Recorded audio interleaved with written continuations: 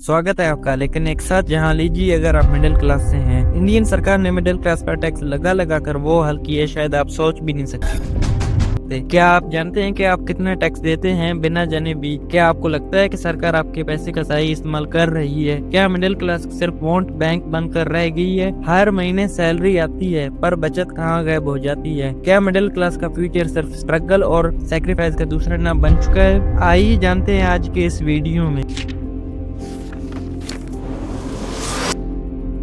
India में middle class की population 35 से 40 करोड़ के बीच है। यानी इंडिया में टोटल आबादी 140 करोड़ से ज्यादा है। इसमें से 35 से 40 करोड़ मिडिल क्लास के हैं, जो ना गरीब हैं ना अमीर। ये लोग स्टेबल जॉब, छोटी बिजनेस या सर्विस सिक्योरिटी में काम करते हैं। इतने बड़े ग्रुप के बावजूद सरकार की पॉलिसी में इनका नाम तक भी नहीं होता। जितने भी गवर्नमेंट स्कीम्स आते हैं वो या तो गरीब के लिए होता है या कॉर्पोरेट्स के लिए। मिडिल क्लास का ना तो जिक्र होता है, ना फोकस, ना सब्सिडी मिलता है, ना टैक्स मिलता, ना किसी स्कीम का फायदा। यानी मिडिल क्लास को LPG subsidy, ration subsidy, free insurance या लोन वायर जिसका कोई छूट नहीं मिलता, और ये टैक्स में भी इन्हें कोई खास रिलीफ नहीं मिलता। इनकम टैक्स का 80 से 85% मिडिल क्लास देता है। यानी जितने पैसे सरकार को सैलरी वालों से टैक्स के रूप में मिलता है, इसका मेजर हिस्सा मिडिल क्लास देता है, जिनके सैलरी पे सीधा टीडीएस कटेगा। लेकिन पब्लिक स्कूल, हॉस्पिटल, ये ट्रांसपोर्ट सब घटिया क्वालिटी के मिलते हैं।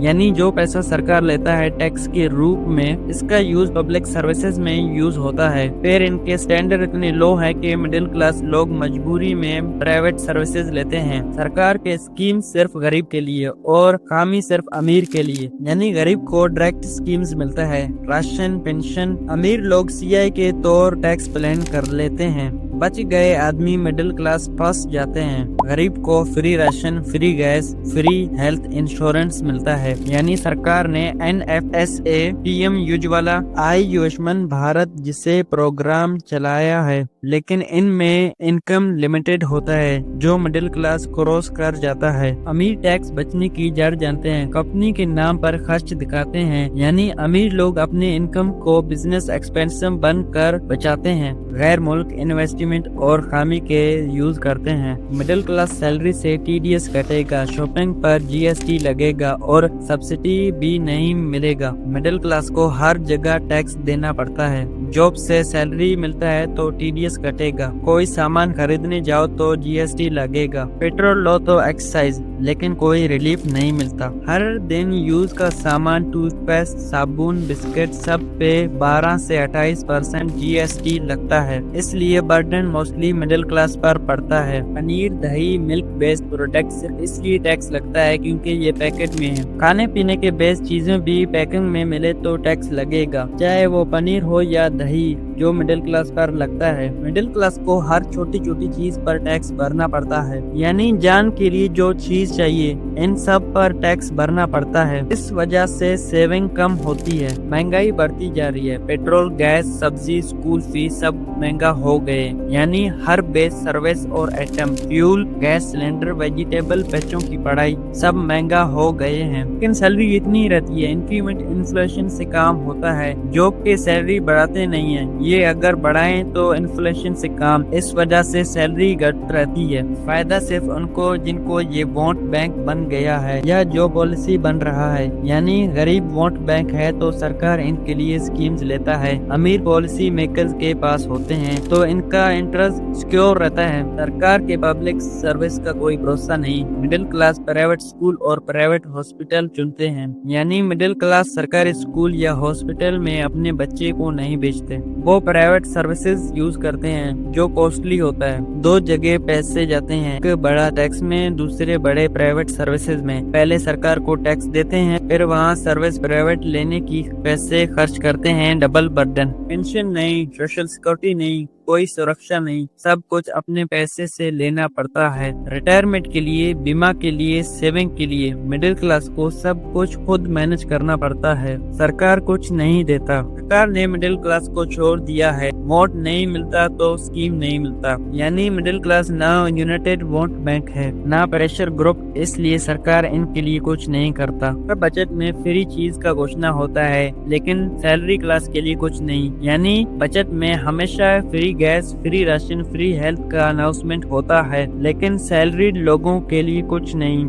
इकोनॉमिक इनक्वालिटी रिलेटेड इंडिया का मिडिल क्लास टैक्स देते हैं, हर महीने देते हैं। सैलरी से सीधा डायरेक्ट कटेगा, कुछ पूछा भी नहीं जाता। टीडीएस कटेगा और बाकी जो बचे उस पे जीएसटी लगेगा। तो इनकम पे भी टैक्स, खर्च पे भी टैक्स, टूथपेस्ट लो टैक्स, साबुन लो टैक्स, बिस्किट लो, स्कूल की कॉपी तक लो, सब पे टैक्स। अब सवाल ये आता है कि इतने टैक्स देने के बाद मिलेगा क्या? सरकारी हॉस्पिटल आप जाएंगे, आपके परिवार जाएंगे नहीं, प्राइवेट लेना पड़ता है और पैसे देने पड़ते हैं। स्कूल, सरकारी स्कूल का हाल सबको पता है, प्राइवेट स्कूल भेजना पड़ता है और वहाँ भी फी, जीएसटी, यूनिफॉर्म टैक्स, सब कुछ एक्स्ट्रा। तो टैक्स दिए फिर भी हर सर्विस के लिए फिर से पैसा, डबल पैसा, एक बार गवर्नमेंट को, एक बार प्राइवेट को। और सरकार वेलफेयर किसको मिलता है? रिच को लूपहोल मिलता है, पुअर को सब्सिडी मिलती है, मिडिल क्लास को क्या? कुछ नहीं मिलता। आयुष्मान भारत का कार्ड भी नहीं, राशन भी नहीं, गैस का सब्सिडी भी नहीं, ओल्ड एज पेंशन भी नहीं।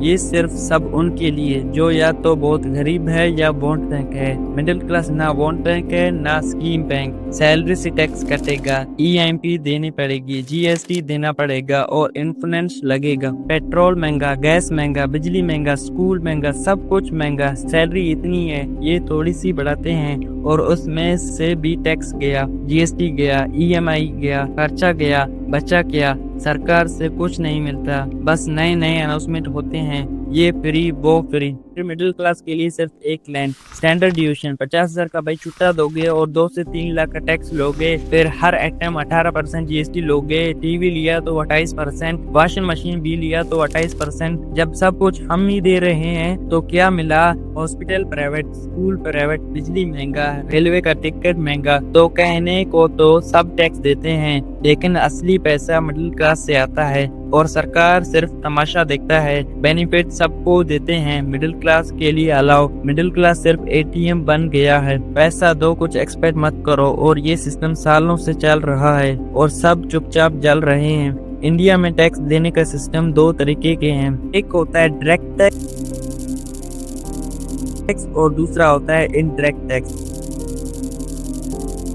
डायरेक्ट टैक्स मतलब आपके इनकम पे जो टैक्स लगता है आप खुद सरकार को देते हो, सीधी जैसे सैलरी पे टीडीएस कटेगा, वो इनकम टैक्स है। आपके अकाउंट से डायरेक्ट कटेगा और सरकार के अकाउंट में चला जाएगा, आपको कुछ करना भी नहीं पड़ेगा। अगर आप शेयर्स बेचते हो और प्रॉफिट होता है तो उस पे कैपिटल गेन टैक्स लगता है, वो भी डायरेक्ट टैक्स है। अगर आप एक कंपनी चला रहे हो, प्रॉफिट कमा रहे हो तो कॉर्पोरेट टैक्स देना पड़ेगा, वो भी डायरेक्ट टैक्स है। ये सारी टैक्सेस एक इंसान ही एक कंपनी डायरेक्टली गवर्नमेंट को देता है और सब कुछ रिकॉर्डेड होता है। इसमें झूठ बोलना या टैक्स बचाना मकसद होता है, इसलिए डायरेक्ट टैक्स थोड़ा फेयर में जाता है। जिसका इनकम ज्यादा उसका टैक्स ज्यादा, जिसका काम उसका काम। इसको बोलते हैं प्रोग्रेसिव टैक्स सिस्टम। लेकिन अब आते हैं इनडायरेक्ट टैक्स पे। ये थोड़ा अलग होता है, आप डायरेक्टली नहीं देते बट हर दिन भरते हो। जब आप सब्जी लेते हो टैक्स देते हो, जब आप मिल्क लेते हो टैक्स देते हो,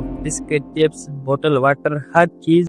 तो जब आप 100 का आइटम ले रहे हो, शायद उसमें से 18 रुपया जीएसटी छुपा हुआ है और वो पैसे शॉपकीपर सरकार को देता है, लेकिन दिए आपने, इसलिए बोलते हैं इनडायरेक्ट टैक्स, क्योंकि आपने डायरेक्टली पे किया है। अब इसमें दिक्कत क्या है? ये टैक्स रिच और पुअर दोनों से ही एक ही रेट पे लिया जाता है। अगर 1 करोड़पति आदमी 100 का शैम्पू ले रहा है और एक मिडिल क्लास वही शैम्पू ले रहा है, दोनों 18% टैक्स देंगे, कोई फर्क नहीं। ये जो गरीब हैं इसके इनकम के प्रमोशन में बर्डन हो जाता है और जो अमीर है उसके लिए ये बर्डन कुछ नहीं, इसलिए डायरेक्ट टैक्स को रिग्रेशन बोला जाता है। ये सबसे ज्यादा मिडिल क्लास और लोअर मिडिल क्लास को हर्ट करता है। इंडिया में जीएसटी आने के बाद ये डायरेक्ट टैक्स और भी वाइड स्प्रेड हो गया है। हर सर्विस, हर प्रोडक्ट किसी न किसी सैलाब में आता ही है। कुछ आइटम पे 5% जीएसटी, कुछ पे 12%, कुछ पे 18% और कुछ पे तो 28% तक। टीवी लो, फ्रिज लो, वॉशिंग मशीन लो, सब पे 28% जीएसटी। तो आप सोचो, सैलरी से डायरेक्ट टैक्स कटेगा और जो पैसे बचे उसमें से चीजें खरीदने जाओ तो उसमें से इनडायरेक्ट टैक्स कटेगा। दोनों तरफ से पैसे गए। रेवेन्यू देखो, इंडिया में ज्यादा पैसा पहले इनडायरेक्ट टैक्स से आता है, लेकिन अब ट्रेंड बदल गया है। 2024 से 2025 के बजट डेटा के हिसाब से टोटल डायरेक्ट टैक्स कलेक्शन हुए 22 लाख करोड़ के आसपास, और इसमें आधा पैसा पर्सनल इनकम टैक्स से आता है। कॉर्पोरेट टैक्स के शेयर अब कम हो गए हैं, पहले 67% था, अब 46% के आसपास है। तो एक नॉर्मल सैलरी वाला आदमी अब कॉर्पोरेट से भी ज्यादा टैक्स दे रहा है, और सरकार भी इनडायरेक्ट टैक्स का बर्डन भी कम नहीं कर रहा है। जीएसटी कलेक्शन हर महीने 1.6 करोड़ के आसपास है। यहाँ लोग हर महीने इतना खर्च कर रहे हैं, और इसमें से सरकार टैक्स के रूप में ह्यूज अमाउंट ले रही है। तो दोनों सिस्टम एक्टिव हैं, और दोनों के लोड आम आदमी पे ज्यादा है। डायरेक्ट टैक्स तो आपके इनकम पे सीधा कटेगा, और इनडायरेक्ट टैक्स हर खर्च पे आपको भोगना पड़ता है। और सरकार क्या रिटर्न देता है?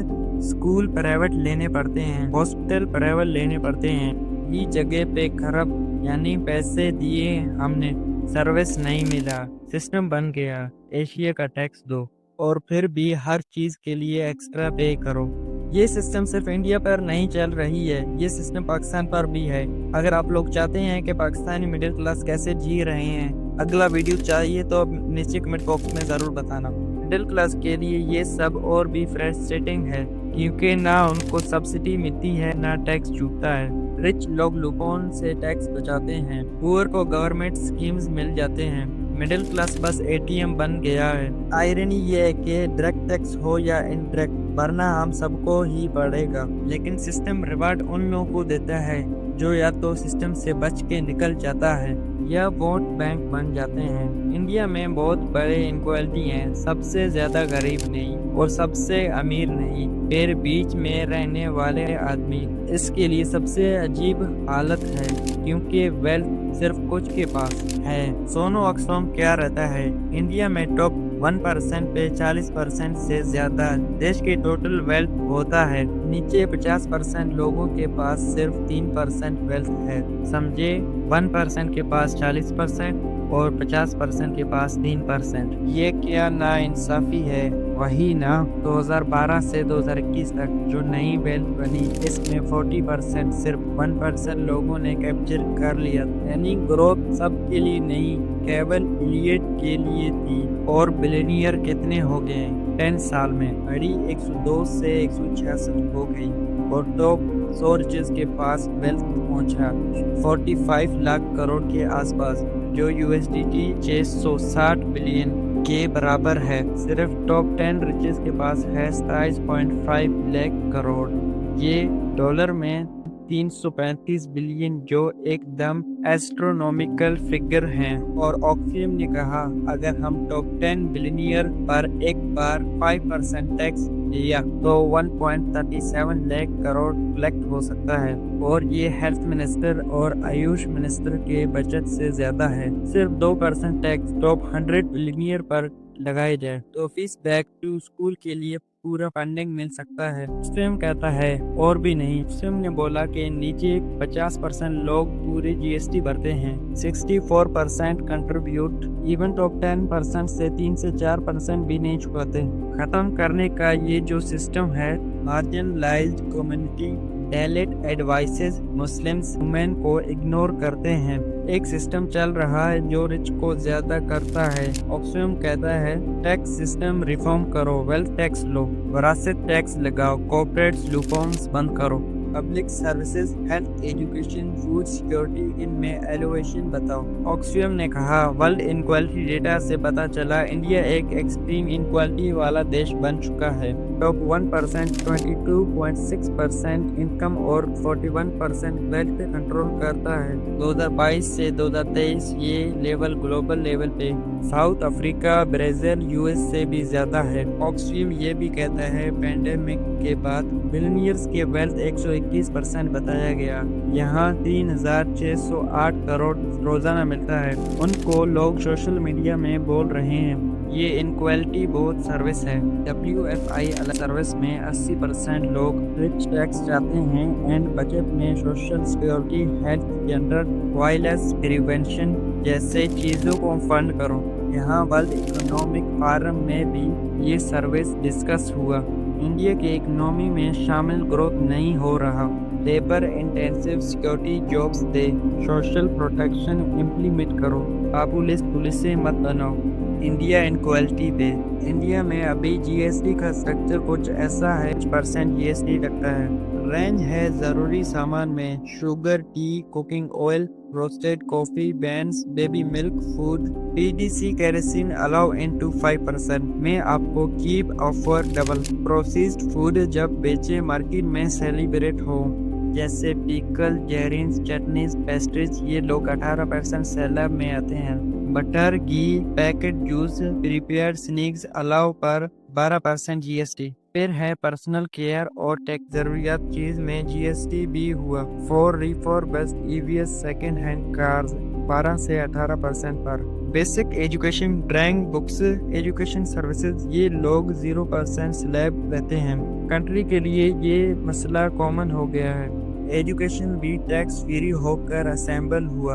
अब क्या ये फेयर है? देखो सारी जरूर चीज अनपैक टैक्स फ्री हैं। फिर पैक करो, थोड़ा प्रोसेस मिलाओ, टैक्स लगता है। Packing GST is adding to inflation for middle class. Literally एक छुट्टी में टैक्स स्लैब शिफ्ट होने लगता है। कपड़े अगर 1000 से कम है 5% जीएसटी है, लेकिन कौन सर प्रोसेस कर रहे हैं 12 से 18% हाइक फॉर 1000 से 2500 रेंज। ये गैर मुतनासिब हिट बना मिडिल क्लास की ह्यूमन आर्टिजन पे। कोई भी बेस प्रोडक्ट महंगा हो गया। ड्राई फ्रूट जैसे फेस्टिव आइटम्स भी GST plus supply chain issue से एक्सपेंसिव हो गया। पीपल होल्ड बैक परचेज, यानी डायरेक्ट टैक्स जीएसटी कभी कभी महंगाई फीडबैक लूप क्रिएट करता है और पूरी सिस्टम पे भी रिव्यू हो रहा है। गवर्नमेंट सिंप्लीफाई करने जा रहा है, रैशनलाइज करने चाहता है तो minimise complexity and tax payer ban. भारत में डेली यूज आइटम पर slab by slab GST structure layer है। बेसिक अनपैकेट जरूरी चीज टैक्स फ्री है। पैकेट एंड प्रोसेस्ड आइटम 5% 12% लगता है और हाई एंड सामान पे 18% से 28% तक। इन नुआंस ये है, पैकिंग प्रोसेसिंग प्राइस के चक्कर में टैक्स बर्डन मिडिल क्लास के लिए है। सिग्निफिकेंट हो तो चलेगा। एक देश तब तरक्की करेगा जब उसके बैक ऑन उसके मिडिल क्लास खुश, महफूज और रिस्पेक्टेड हो। अगर हम इस बर्डन को अभी नहीं समझे, कल के बाद आपके बच्चे उठाएंगे।